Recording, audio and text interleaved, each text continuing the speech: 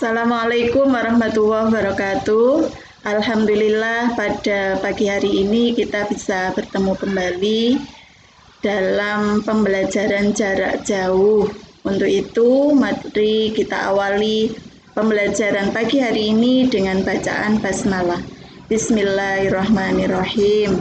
Anak-anakku semuanya, saya berharap hari ini kalian di rumah dalam kondisi yang sehat, tetap menjaga kesehatan, tetap rajin berwudu, bercuci tangan, dan jangan lupa selalu menggunakan masker kemanapun kalian berada di luar rumah.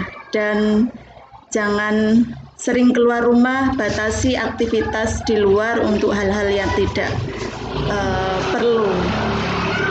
Untuk itu, kehadiran kalian nanti silakan dibuktikan dengan mengisi checklist yang ada di grup kelas sebagai bukti keikutsertaan kalian pada pembelajaran hari ini.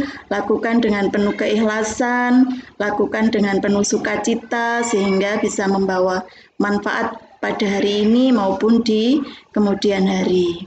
Anak-anakku semua, untuk mengawali pembelajaran hari ini biar lebih semangat, mari kita perdengarkan sebuah lagu yang mungkin sudah sering kalian dengar. Berikut lagunya.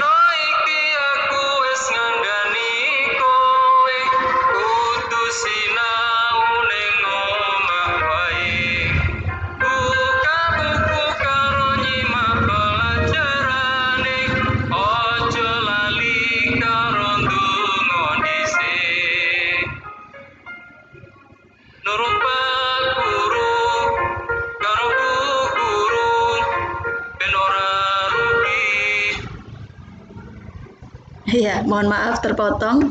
Ya, kurang lebih lagu tadi memberikan inspirasi kepada kita semua bagaimana kalian mensikapi situasi hari ini, belajar dengan penuh keikhlasan, selalu mengikuti arahan dan petunjuk Bapak Ibu Guru walaupun tidak bertemu secara langsung. Baik anak-anakku semua, di tengah kondisi new normal hari ini, alhamdulillah sudah banyak sektor pekerjaan baik itu formal maupun informal yang sudah dibuka, sehingga hal itu memberikan kesempatan bagi orang-orang untuk bisa mendapatkan pekerjaan kembali. Nah, salah satu tahapan yang harus dilalui yaitu dengan membuat surat lamaran pekerjaan. Sesuai dengan tema kita hari ini, yaitu terkait dengan surat lamaran pekerjaan. Materi ini memang diajarkan di kelas 12 gitu ya, karena dianggap kelas 12 adalah tingkatan akhir di menengah atas, terutama nanti kalau kelanjutan karirnya tidak kuliah, maka tentu anak-anak harus melakukan aktivitas yang itu tidak di rumah, yaitu kalian harus bekerja. Nah, salah satu tahapannya yaitu dengan membuat surat lamaran pekerjaan. Karena surat lamaran pekerjaan ini diperuntukkan untuk lembaga maupun instansi maupun institusi yang resmi, maka harus ada tata caranya, sehingga perlulah materi ini dipelajari di kelas 12 semester 1. Ya, untuk kompetensi dasar kita hari ini, materi yang pertama di kelas 12 yaitu KD 3.1 terkait dengan mengidentifikasi isi dan sistematika surat lamaran pekerjaan yang dibaca. Nanti akan ada ditampilkan di slide contoh surat lamaran pekerjaan yang bisa menjadi pilihan kalian ketika nanti kalian melamar sebuah pekerjaan. Kemudian indikator pencapaian kompetensi dari materi hari ini yaitu diharapkan kalian bisa menentukan isi dan sistematika surat lamaran pekerjaan yang dibaca. Materi untuk pertemuan pertama kita hari ini ada 3 poin, yaitu yang pertama terkait dengan pengertian surat lamaran pekerjaan. Kemudian nanti ada isi surat lamaran pekerjaan, kemudian ada strukturnya, kemudian ada juga contoh surat lamaran pekerjaan. Ya, untuk materi yang pertama, coba perhatikan.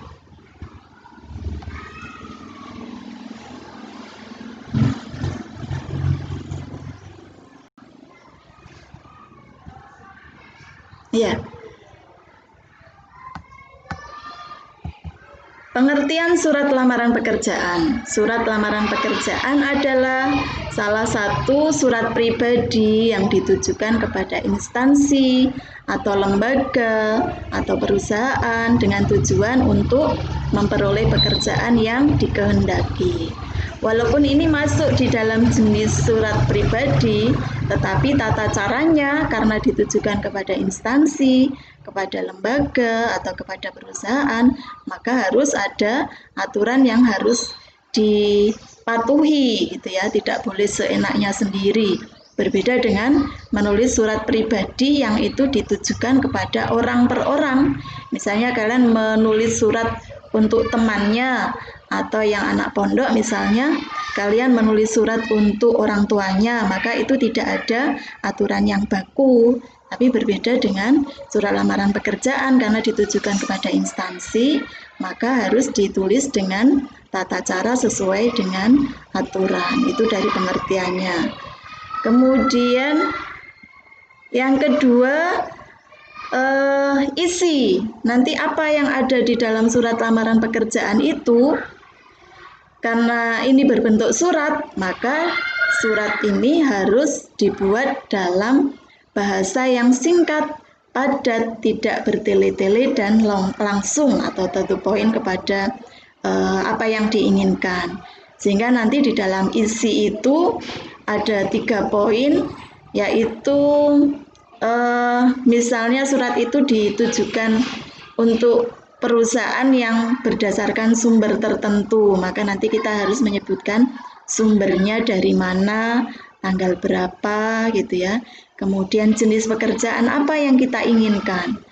Kemudian isi detail yang kedua yaitu terkait dengan identitas dari si pelamar pekerjaan. Kemudian poin yang ketiga dari isi juga ada penegasan ulang jenis pekerjaan apa yang kita inginkan. Selanjutnya, poin yang ketiga yaitu struktur surat lamaran pekerjaan. Nah, ini yang penting karena tadi ditujukan kepada instansi atau lembaga, maka struktur ini harus kita perhatikan sehingga nanti ketika kalian membuat tidak boleh kurang dari ini, tidak juga boleh lebih dari ini. Strukturnya ada beberapa ya, walaupun banyak versi, minimal ini yang kita jadikan acuan ya. Struktur surat lamaran pekerjaan terdiri dari 11 poin. Nanti akan kita lihat satu persatu. Yang pertama yaitu tempat dan waktu penulisan surat, kemudian ada hal atau perihal, kemudian ada lampiran surat, kemudian ada alamat yang dituju, kemudian ada salam pembuka, ada isi surat, ada lampiran surat, ada kalimat penutup, ada salam penutup, ada tanda tangan dan nama jelas. Untuk lebih detailnya kita lihat satu persatu. Yang pertama yaitu terkait dengan tempat dan waktu penulisan surat.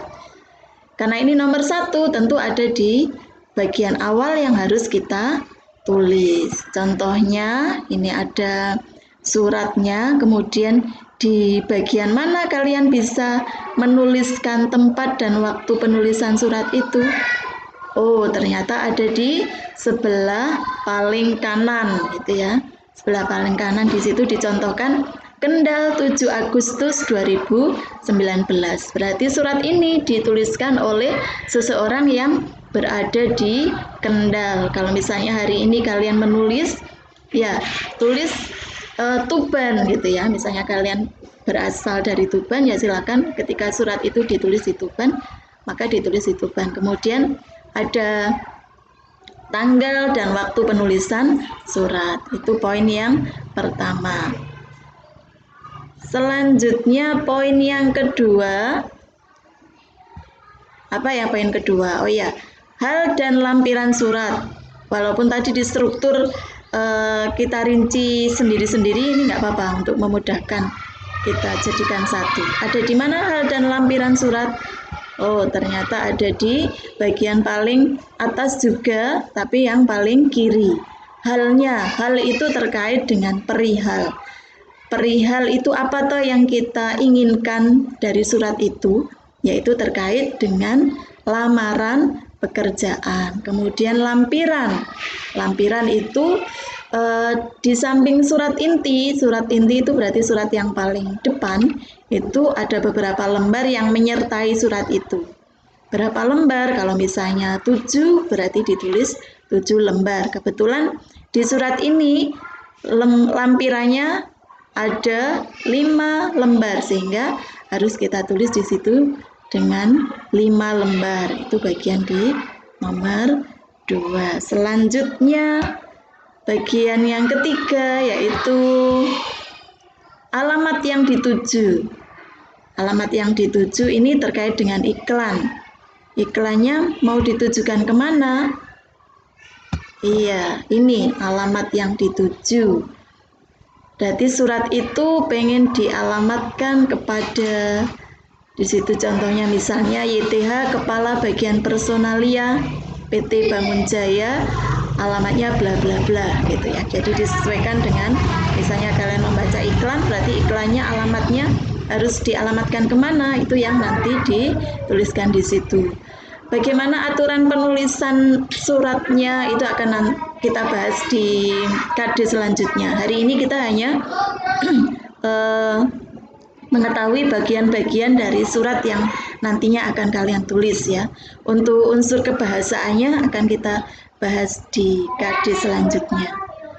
Selanjutnya unsur yang keempat, apa yang keempat? Iya, salam pembuka. Salam apa yang kita gunakan? Dan yang mana? Oh, salamnya dengan hormat gitu ya. Salam bervariasi. Ini adalah salam yang sifatnya umum gitu. Misalnya untuk perusahaan, maka kita lebih umum menggunakan dengan hormat. Kecuali kalau misalnya surat itu kita tujukan kepada institusi atau lembaga yang sudah kita pastikan, misalnya di institusi Islam, maka kita bisa menggunakan salam pembuka dengan Assalamualaikum warahmatullahi wabarakatuh. Tapi secara umum, karena ini sifatnya masih umum, maka salam pembuka itu bisa kita gunakan dengan pilihan dengan hormat. Ya. Selanjutnya nomor yang kelima. Apa yang kelima? Ada isi surat gitu ya. Seperti tadi saya katakan bahwa isi surat itu untuk lebih detailnya ada 3 bagian gitu ya. Di mana itu? Jadi isi surat itu bagian terpanjang dari surat ini. Tapi untuk lebih detailnya tadi kita bagi menjadi 3. Lah yang warna kuning itu adalah pembuka surat gitu ya. Isi surat meliputi kalimat pembuka. Kalimat pembuka itu biasanya di situ ada nama media yang kita kutip untuk kita mendapatkan informasi adanya surat lamaran pekerjaan itu di mana. Kebetulan di situ di Jawa Pos gitu ya. Itu berarti pembuka suratnya Jawa Pos, kemudian nama perusahaannya, kemudian jenis pekerjaan apa yang kita inginkan. Itu kalimat pembuka. Selain kalimat pembuka, isi surat itu juga bisa berupa identitas. Ini juga tidak boleh lupa, posisinya ada di setelah kalimat pembuka. Identitas ini identitas dari si pelamar pekerjaan, meliputi nama, kemudian tempat tanggal lahir, pendidikan, alamat, dan lain sebagainya. Itu pilihannya bisa seperti itu. Nanti aturannya akan kita bahas di materi tersendiri. Kemudian isi surat yang terakhir untuk penegasan ulang tadi. di kotak yang hijau itu penegasan ulang jenis pekerjaan apa yang kita inginkan gitu ya, karena terkadang di iklan gitu ya, di iklan yang ada di media surat kabar itu ada beberapa jenis pekerjaan yang ditawarkan lah, pekerjaan yang mana yang kita inginkan, maka harus didetailkan atau dirinci di bagian isi surat untuk bagian yang terakhir. Itu untuk isi surat yang meliputi 3 hal. Kemudian selanjutnya setelah isi surat kita tuliskan, maka ini ada yang terlewat ya. Sebelum itu harusnya sebelum kalimat penutup itu harusnya ada lampiran ya. Lampiran yang di situ tadi di atas kita tulis 5, di situ ada sebagai bahan pertimbangan. Ini mohon maaf slide-nya terlewati ya. Saya bacakan saja. Untuk lampiran itu sebagai bahan pertimbangan, bersama surat ini saya lampirkan beberapa dokumen sebagai berikut. Di situ ada 1, 2, 3, 4, 5. Jadi lampiran itu hal-hal yang kira-kira bisa memperkuat identitas kita, sehingga itu menjadi salah satu pertimbangan dari pihak perusahaan untuk bisa menerima kita sebagai tenaga kerjanya. Sehingga antara masing-masing orang tentu berbeda. Semakin banyak lampiran itu semakin membuktikan bahwa kita qualified atau berkualitas di bidang-bidang tertentu. Sehingga ketika misalnya punya sertifikat yang perlu dilampirkan, ya silakan. Sehingga akan memperbanyak itu. Misalnya ada 7, berarti di atas juga ditulis 7. Itu untuk yang nomor 6 harusnya tadi ya. Lampiran. Selanjutnya nomor 7 yaitu kalimat penutup. Di mana kalimat penutup ini? Ada di kalimat di bawahnya lampiran. Kalimat penutup yaitu kalimat yang mengakhiri maksud dan tujuan kita, gitu ya. Harus disampaikan secara singkat, jelas, dan sopan juga di situ. Demikian surat lamaran pekerjaan ini saya ajukan. Atas perhatian Bapak atau Ibu saya ucapkan terima kasih. Itu adalah bagian dari kalimat penutup. Ya, selanjutnya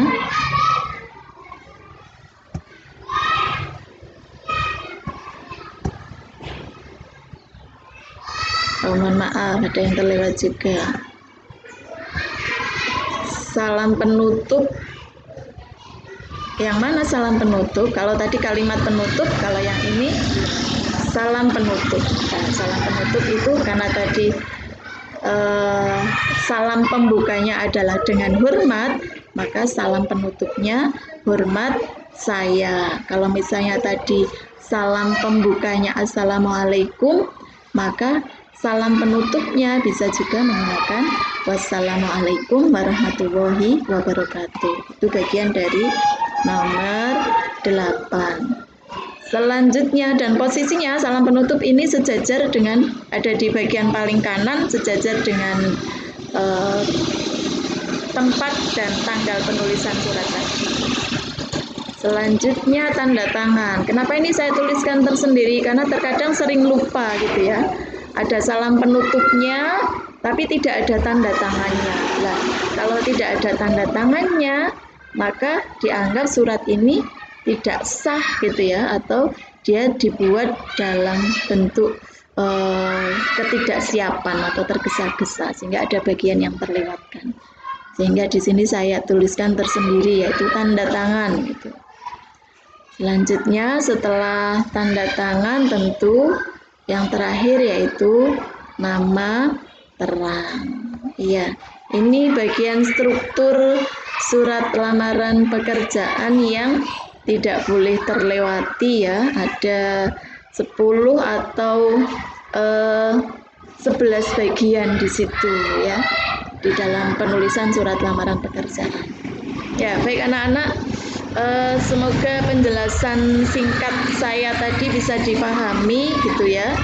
Kalau ada yang masih kurang paham, nanti slide-slide yang ada bisa diputar ulang untuk melihat contoh suratnya seperti apa. Tadi sudah ditampilkan dari materi yang ada, kemudian strukturnya bagaimana, sehingga nanti ketika kalian menulis juga kurang lebih strukturnya ada 11 itu, jangan dikurangi, jangan juga ditambah-tambahi gitu.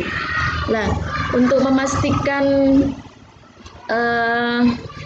keikutsertaan kalian menyimak materi hari ini saya buat soal tertulis, ada 2 soal, silakan dibaca, kemudian nanti silakan ditulis jawabannya di buku, dan untuk membuktikan itu bisa kalian kirim di grup WA ya.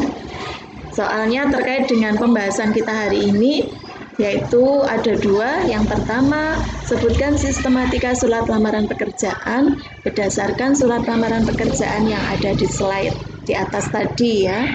Jadi sudah ditampilkan contoh surat lamaran pekerjaan yang kita bahas satu persatu berdasarkan unsur-unsurnya atau sistematikanya. Lah, kira-kira surat yang ada itu sistematikanya seperti apa? Kemudian pertanyaan yang kedua, isi surat lamaran pekerjaan itu harus singkat, padat, tidak bertele-tele dan langsung. Lah, 3 hal yang harus diperhatikan dari isi surat lamaran pekerjaan tadi yang harus singkat, jelas, dan padat itu harus mengandung atau harus mewakili 3 hal.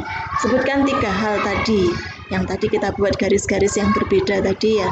Harus apa, dan apa, ada 3. Ya, itu anak-anak pertanyaan terkait dengan kompetensi kita hari ini, bukti keikutsertaan kalian menyimak pembelajaran hari ini gitu ya. Dan materi ini kita ambil dari beberapa sumber yang ada, dan ya alhamdulillah untuk pertemuan yang pertama ini saya berhasil menyelesaikan untuk penyampaian media melalui pembelajaran jarak jauh hari ini gitu ya. Terima kasih anak-anak.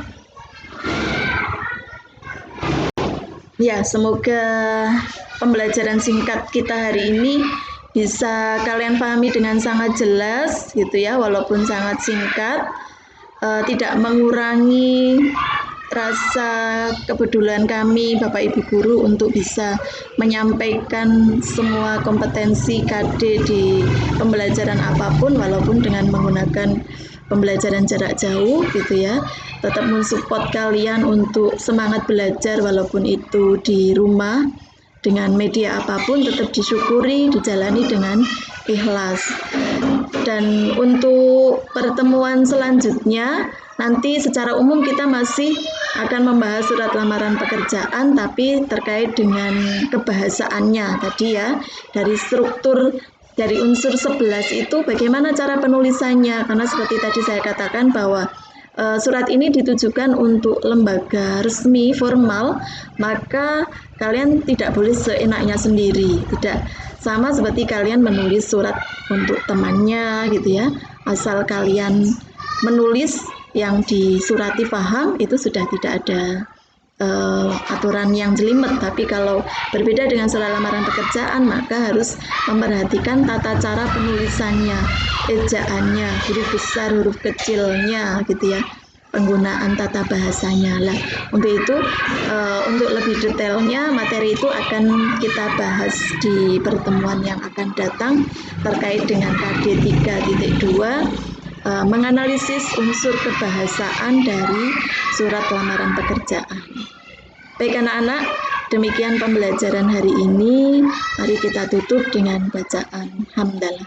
Alhamdulillahirabbil alamin. Saya akhiri. Wassalamualaikum warahmatullahi wabarakatuh.